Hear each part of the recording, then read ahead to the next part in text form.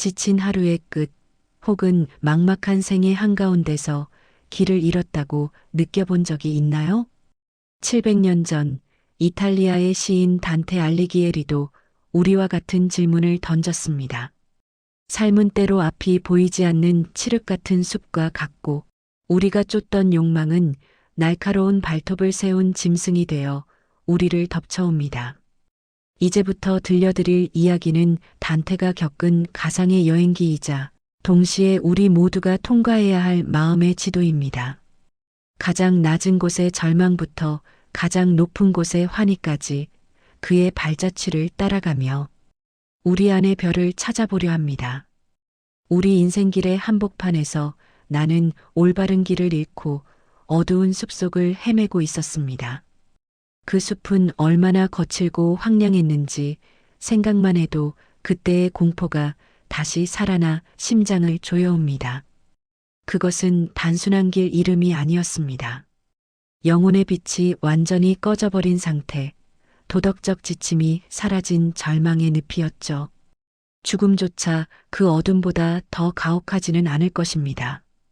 이제 어두운 숲의 정막을 깨고 지옥의 문 앞에 서보겠습니다. 나는 공포에 질려 산기슭을 바라보았습니다. 저 멀리 산꼭대기에는 아침 햇살이 비치고 있었고 나는 저곳으로만 가면 살 수 있을 것이라 믿었습니다. 하지만 그 희망은 곧 잔인하게 꺾이고 말았습니다. 나의 나약함을 비웃듯 세 마리의 짐승이 차례로 나타났기 때문입니다. 먼저 나타난 것은 표범이었습니다. 화려하고 아름다운 반점이 박힌 가죽을 가졌으나 그 눈빛은 음탕한 유혹으로 가득했습니다. 그것은 내가 젊은 시절 탐닉했던 세교의 형상이었습니다. 이어 나타난 사자는 머리를 꼿꼿이 세운 채 오만한 발걸음으로 다가왔습니다. 그가 내뱉는 포효는 땅을 흔들었고 그것은 타인을 짓밟고 일어서려는 나의 교만과 권력욕이었습니다. 마지막으로 나타난 암늑대는 뼈만 앙상하게 남은 채 끝없이 갈구하는 눈을 하고 있었습니다. 아무리 먹어도 배고픔을 면치 못하는 그 짐승은 채워도 채워지지 않는 인간의 탐욕 그 자체였습니다. 짐승들에게 쫓겨 다시 어둠의 골짜기로 밀려나던 그때 내 앞에 한 그림자가 나타났습니다. 오랫동안 침묵 속에 잠겨있던 목소리가 들려왔습니다. 너는 다른 길을 가야 한다. 로마의 위대한 시인, 나의 스승 베르길리우스였습니다. 그는 나를 이끌고 지옥의 문 앞에 세웠습니다. 지옥의 입구에 도달했을 때 거대한 석조문 위에는 피로 쓴 듯한 검은 글귀가 새겨져 있었습니다. 나를 거쳐 슬픔의 도시로 들어가는 길, 나를 거쳐 영원한 고통으로 들어가는 길. 이곳에 들어오는 자, 모든 희망을 버려라. 그 문구는 단순한 경고가 아니었습니다. 희망이 거세된 영혼이 마주할 영원한 정지 상태를 의미했죠. 문을 열고 들어가자마자 나를 덮친 것은 대기를 찢는 비명과 통곡이었습니다.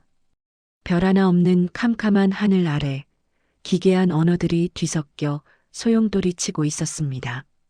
우리는 아케론 강가에 섰습니다. 뱃사공 카론이 불타는 눈을 부릅뜬 채 망령들을 배에 싣고 있었습니다. 강 건너편에서 들려오는 저주 섞인 통곡은 인간의 언어가 아닌 상처 입은 짐승의 울부짖음과 같았습니다. 그들은 자신의 부모를 저주하고 자신이 태어난 나를 저주하며 자신을 창조한 신을 원망했습니다. 그들의 눈물은 강물이 되어 흘렀고 그 강물은 다시 고통의 연료가 되었습니다. 우리는 제1호긴 림보에 도착했습니다.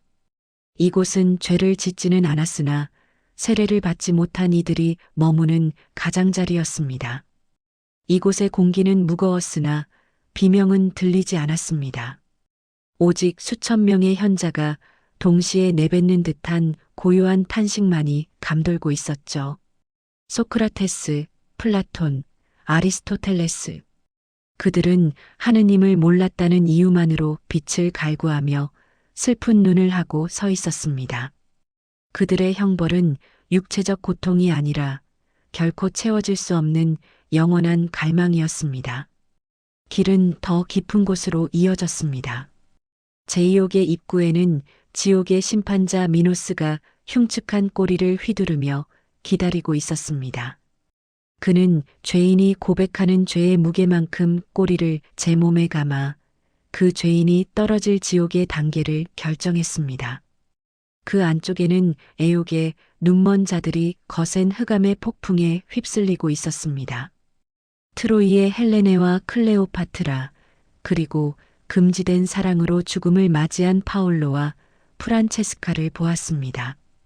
그들은 폭풍 속에서 영원히 서로의 몸을 놓지 못했지만 그것은 축복이 아닌 저주였습니다. 바람에 날려다니는 그들의 가벼운 육신은 절제하지 못한 욕망의 대가였습니다. 프란체스카는 눈물을 흘리며 말했습니다. 가장 비참한 때에 가장 행복했던 과거를 회상하는 것만큼 고통스러운 일은 없다.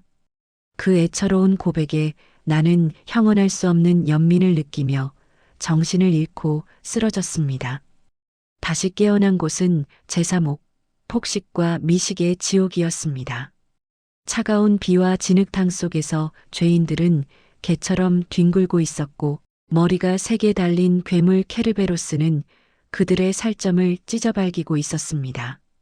이어지는 제4옥에서는 인색한 자들과 낭비벽이 심했던 자들이 거대한 바위를 서로 밀치며 끝없는 싸움을 반복하고 있었고 제5옥인 스틱스 늪에서는 분노를 조절하지 못한 자들이 진흙탕 속에서 서로의 목을 물어뜯고 있었습니다.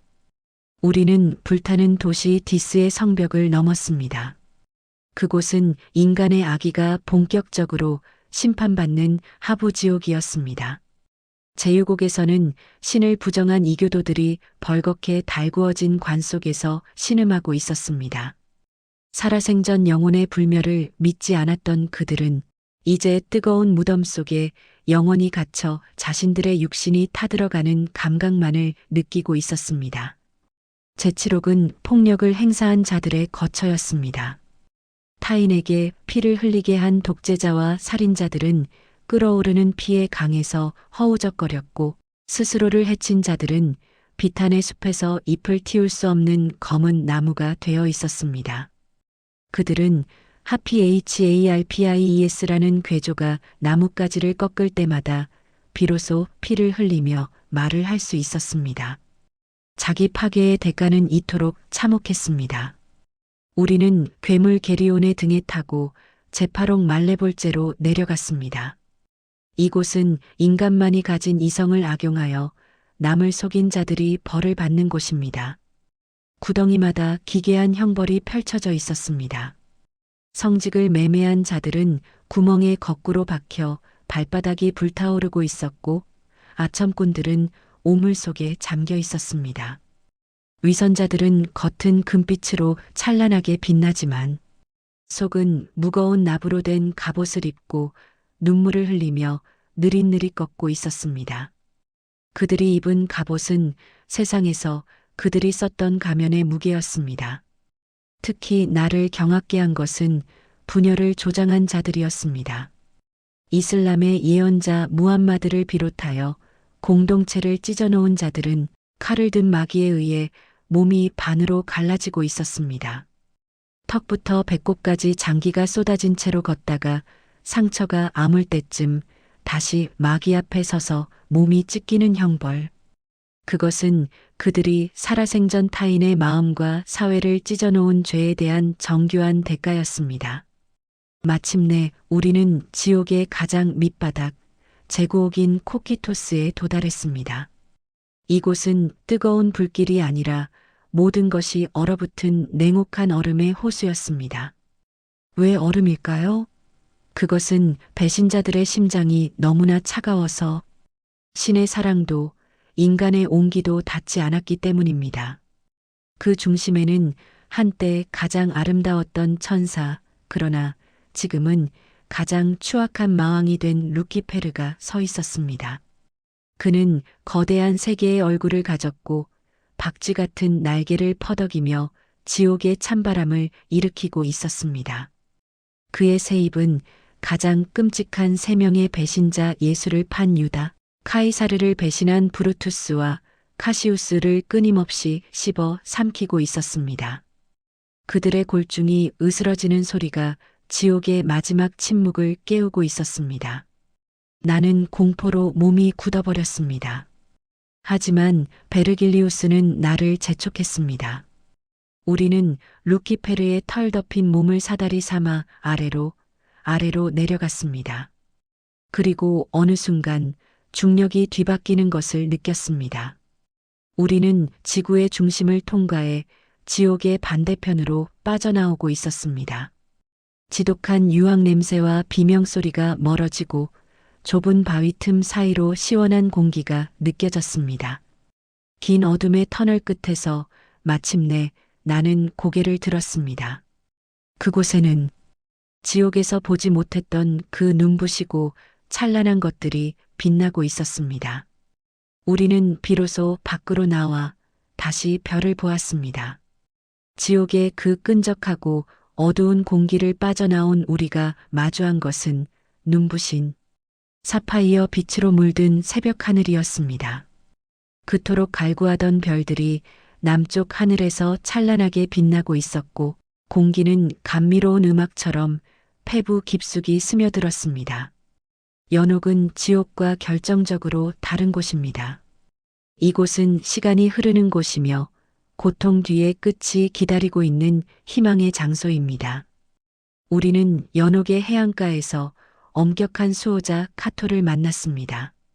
스승 베르길리우스는 지옥의 그 흐름으로 얼룩진 내 얼굴을 아침 이슬로 정성스럽게 씻겨주었습니다. 그리고 해안가에 낮게 엎드린 갈대를 꺾어 내 허리에 감아주었습니다. 꺾여도 다시 일어서고 바람에 몸을 낮추는 갈대. 그것은 연옥을 오르기 위해 가장 먼저 갖춰야 할 미덕인 겸손의 상징이었습니다. 연옥산은 구름 위로 솟아오를 만큼 높고 험준했습니다. 하지만 이곳의 영혼들은 지옥의 영혼들처럼 비명을 지르거나 저주를 내뱉지 않았습니다. 그들은 감미로운 목소리로 시편을 노래하며 한 걸음 한 걸음 산을 올랐습니다. 그들에게 고통은 처벌이 아니라 신의 빛에 가까워지기 위한 축복의 통과례였기 때문입니다.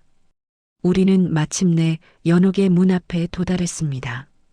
금강석 문지방 위에 앉은 천사는 빛나는 칼끝으로 내 이마에 7개의 글자 피를 새겼습니다. 그것은 인간의 영혼을 좀먹는 7가지 죄의 뿌리인 PCCATUM의 약자였습니다. 천사는 말했습니다. 이 산을 오르며 한 층을 지날 때마다 이 글자들이 하나씩 지워질 것이며 그때마다 그대의 몸은 깃털처럼 가벼워질 것이다. 첫 번째 층은 모든 죄의 근원인 오만의 구역이었습니다. 그곳에서 영혼들은 자신의 몸보다 수십 배는 더 무거운 거대한 바위를 등에 지고 거북이처럼 기어가고 있었습니다. 살아생전 고개를 너무 높이 들고 타인을 멸시했던 그들은 이제 그 오만의 무게를 온몸으로 지탱하며 가장 낮은 땅바닥만을 보며 걷고 있었습니다. 벽면에는 겸손을 실천한 성인들의 모습이 아름다운 조각으로 새겨져 있었고 영혼들은 그것을 보며 자신의 삶을 참회했습니다. 내가 그 층을 지날 때 천사의 날개가 내 이마를 스쳤고 첫 번째 피가 사라졌습니다.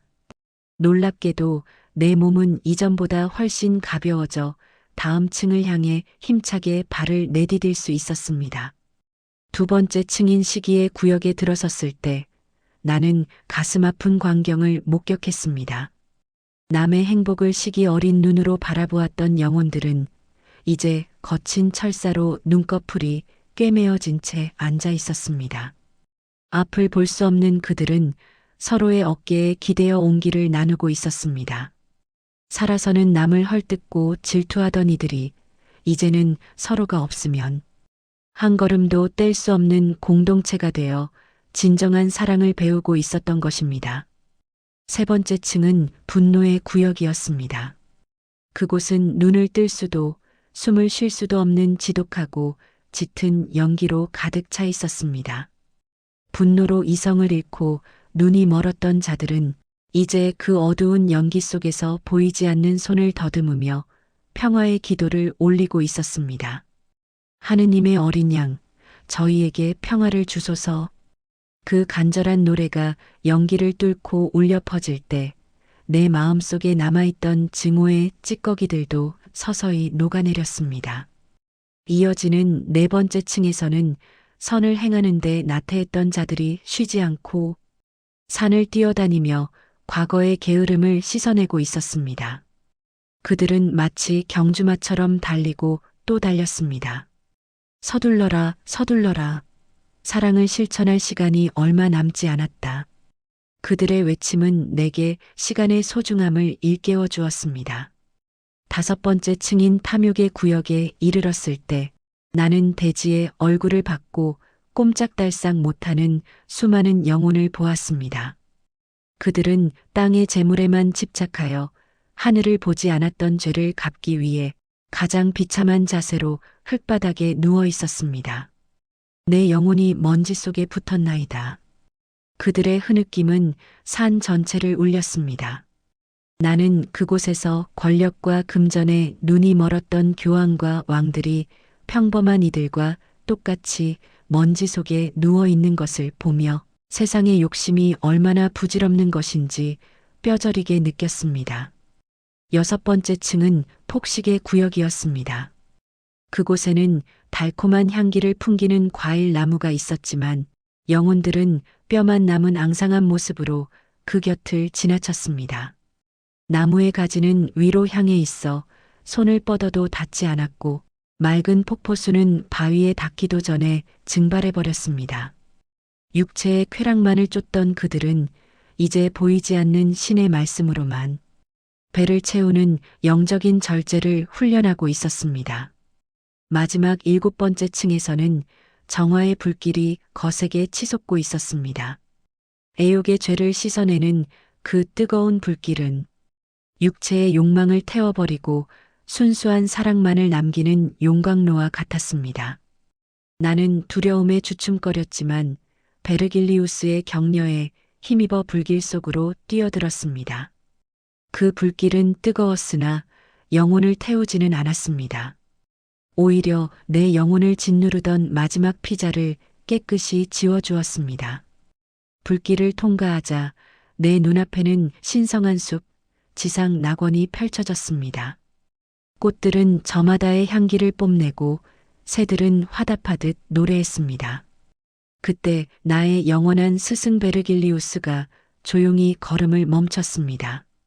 단테여, 인간의 지혜와 이성으로 인도할 수 있는 곳은 여기까지다. 이제 그대는 스스로의 주인이 되었으니 그대의 자유로운 의지를 따라 걷거라. 그는 미소를 지으며 안개처럼 사라졌습니다. 스승을 잃은 슬픔에 내 가슴이 무너져 내릴 때 저 멀리 빛나는 수레를 타고 한 여인이 다가왔습니다. 하얀 너울을 쓰고 올리브 가지를 머리에 두른 여인. 그녀는 내가 9살 때 처음 보고 평생을 사랑했던 베아트리체였습니다. 그녀는 재회의 기쁨보다 먼저 나의 방황을 엄격하게 꾸짖었습니다. 어찌하여 그대는 참된 길을 버리고 덧없는 허상을 쫓아 헤맸단 말인가. 그녀의 꾸짖음은 지옥의 형벌보다 더 아프게 내 심장을 찔렀습니다. 나는 아이처럼 엉엉 울며 나의 죄를 자백했습니다. 진정한 참회만이 구원의 문을 열 수 있기 때문입니다. 수호천사들이 나를 인도하여 레테 강물에 담갔습니다.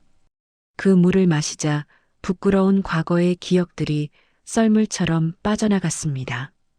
이어 에우노의 강물을 마시자 내가 살면서 행했던 작고 선한 일들이 찬란한 기억으로 되살아났습니다. 이제 내 영혼은 갓 피어난 꽃처럼 싱그럽고 순수해졌습니다. 더 이상의 죄도 더 이상의 후회도 남지 않았습니다.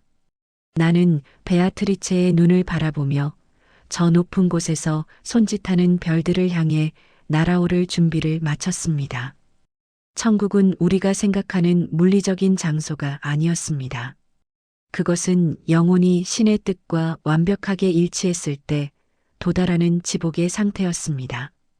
내가 베아트리체의 눈을 바라보는 순간 나는 인간의 중력을 벗어났습니다. 내 몸이 빛 그 자체가 된 듯한 기분이었고 우리는 화살보다 빠른 속도로 9천체의 하늘을 향해 날아올랐습니다. 가장 먼저 도달한 곳은 달의 하늘이었습니다. 이곳의 영혼들은 진주처럼 부드럽고 은은한 빛을 내뿜고 있었습니다. 그들은 살아생전 거룩한 서약을 세웠으나 타의에 의해 그것을 지키지 못했던 이들이었습니다. 나는 의문이 생겼습니다. 더 높은 곳에 있는 영혼들을 시기하지 않습니까?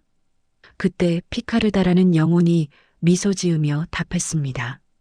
하느님의 뜻 안에 우리의 평화가 있나이다. 그 짧은 문장은 천국 전체를 흐르는 거대한 강물과 같았습니다. 천국에서는 가장 낮은 곳의 빛조차 신의 사랑으로 가득 차 있기에 그 누구도 더 높은 자리를 탐내지 않았습니다. 자신의 위치가 곧 신의 의지임을 받아들이는 것, 그것이 천국이 누리는 절대적인 평화의 근원이었습니다. 우리는 찬란한 광채가 휘몰아치는 수성천을 지나 연인들의 뜨거운 사랑이 별빛이 된 금성천을 통과했습니다. 하늘을 오를수록 베아트리체의 미소는 더욱 눈부셔졌고 그 빛은 내 영혼의 눈을 더 높고 깊은 진리로 이끌었습니다. 태양의 하늘에 도달했을 때 나는 지혜의 등불들이 만드는 장엄한 광경을 보았습니다. 토마스 아퀴나스와 보나벤투라 같은 위대한 신학자와 현자들이 두 개의 빛나는 고리를 만들어 원물을 추고 있었습니다. 지상에서는 서로 다른 학설과 교리로 논쟁했던 그들이었지만 이곳 천국에서는 진리라는 하나의 빛 아래서 완벽한 화음을 이루고 있었습니다. 그들은 서로를 칭송하며 춤을 추었고 그 미소는 지혜가 도달할 수 있는 최고의 겸손을 보여주었습니다. 이어지는 화성의 하늘은 붉은 보석들이 박힌 듯 강렬했습니다.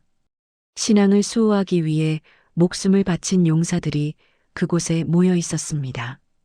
수많은 영령이 빛의 점이 되어 거대한 십자가의 형상을 이루고 있었고 그 십자가는 우주적인 선율로 그리스도를 찬양했습니다.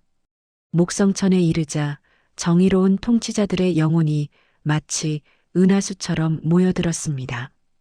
그들은 하늘의 정의를 사랑하라는 글귀를 수놓더니 이내 거대한 황금 독수리의 형상으로 뭉쳐졌습니다.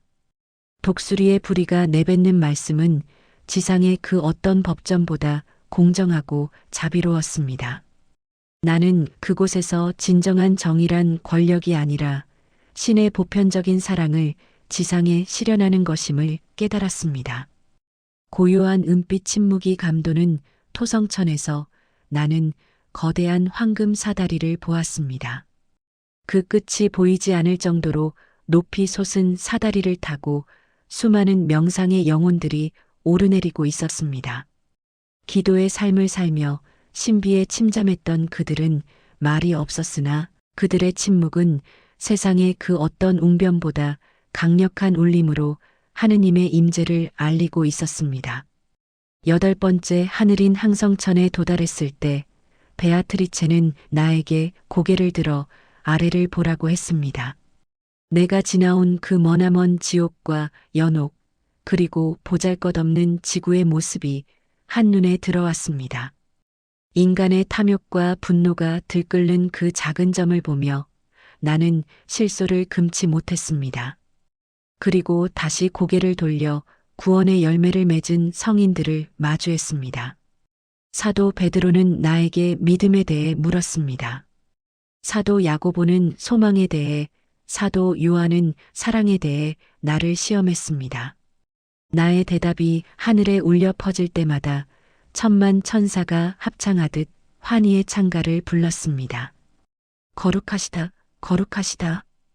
그 소리는 우주의 심장박동처럼 내 온몸을 진동시켰습니다. 9번째 하늘인 원동천은 우주의 모든 움직임이 시작되는 태엽과 같은 곳이었습니다. 그곳에서 나는 지극히 작은 한 점을 보았습니다. 그 점은 너무나 작았으나 우주의 모든 빛보다 밝았고 그 주변을 9개의 천사 계급이 장엄하게 회전하며 호위하고 있었습니다. 창조의 신비가 뿜어내는 에너지에 나는 넋을 잃었습니다. 마침내 우리는 시간과 공간의 제약을 넘어선 최고의 하늘, 엠피레오에 당도했습니다. 그곳은 형체도 소리도 없는 순수한 빛의 바다였습니다. 눈이 멀 것 같은 백색의 광채가 사방에서 쏟아졌고 나는 그 빛의 강물이 거대한 장미꽃등이 되어 피어나는 것을 보았습니다. 구원받은 수많은 영혼이 그 흰 장미의 꽃잎 하나하나에 자리를 잡고 앉아 있었습니다. 그들은 꽃잎처럼 평온했고 중심에서 뿜어져 나오는 신성한 향기에 취해 있었습니다. 이때 나의 인도자였던 베아트리체가 조용히 나의 손을 놓았습니다. 그녀는 자신의 자리로 돌아가 나를 향해 영원한 미소를 지어 보였습니다. 그녀의 역할은 여기까지였습니다. 이제 나의 곁에는 성 베르나르두스가 서 있었습니다. 그는 나를 위해 천상의 모후 마리아에게 간절한 기도를 올렸습니다. 오, 자비로우신 어머니, 이 사람이 육신을 입은 채로 신의 얼굴을 볼 수 있도록 그의 눈을 정화해 주소서. 그 기도가 끝나는 순간 내 눈을 가리고 있던 마지막 인간적인 허물이 벗겨졌습니다. 나는 마침내 마주했습니다. 인간의 언어로는 도저히 묘사할 수 없고 인간의 지성으로는 감당할 수 없는 창조주의 얼굴을 말입니다. 그것은 세계의 동심원이었습니다. 세원은 서로 다른 색을 띠고 있었지만 같은 크기였으며 마치 무지개가 무지개를 비추듯 서로를 비추고 있었습니다. 첫 번째 원은 성부의 힘이었고 두 번째 원은 성자의 지혜였으며 세 번째 원은 그 둘 사이에서 뿜어져 나오는 성령의 사랑이었습니다. 그 세 원은 완벽하게 겹쳐져 하나의 빛으로 빛나고 있었습니다. 그런데 그 신비로운 원 안에서 나는 더 놀라운 것을 발견했습니다. 두 번째 원, 즉 성자의 원 안에는 분명히 사람의 형상이 그려져 있었습니다. 신의 무한함 속에 우리와 같은 인간의 모습이 담겨 있다는 그 놀라운 일치. 신이 인간이 되었고 이제 인간이 신의 사랑 안에 완전히 포함되어 있다는 그 거대하고 서늘한 진리 앞에 나의 모든 의문은 사라졌습니다. 내 지성은 그 거대한 폭포수 같은 신비 앞에 멈추어 섰습니다. 더 이상 논리도 언어도 필요하지 않았습니다. 날갯짓을 멈춘 새가 기류에 몸을 맡기듯 나의 의지와 욕망은 이미 우주를 움직이는 그 위대한 힘에 동화되었습니다. 태양을 움직이고 저 멀리 밤하늘의 무수한 별들을 운행하는 그 위대한 이름, 바로 사랑과 하나가 되어 나 역시 영원히 회전하기 시작했습니다. 별은 당신의 가슴 속에 있습니다. 단테의 긴 여행은 여기서 막을 내립니다. 하지만 우리가 함께 걸어온 이 길은 결코 끝난 것이 아닙니다.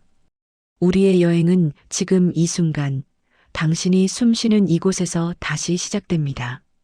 지옥의 칠흑 같은 어둠도, 연옥의 뼈를 깎는 고통도, 결국은 천국의 저 찬란한 빛으로 나아가기 위한 필연적인 과정일 뿐이었습니다. 단테는 신곡의 세부를 마칠 때마다 항상 마지막 단어로 별을 선택했습니다.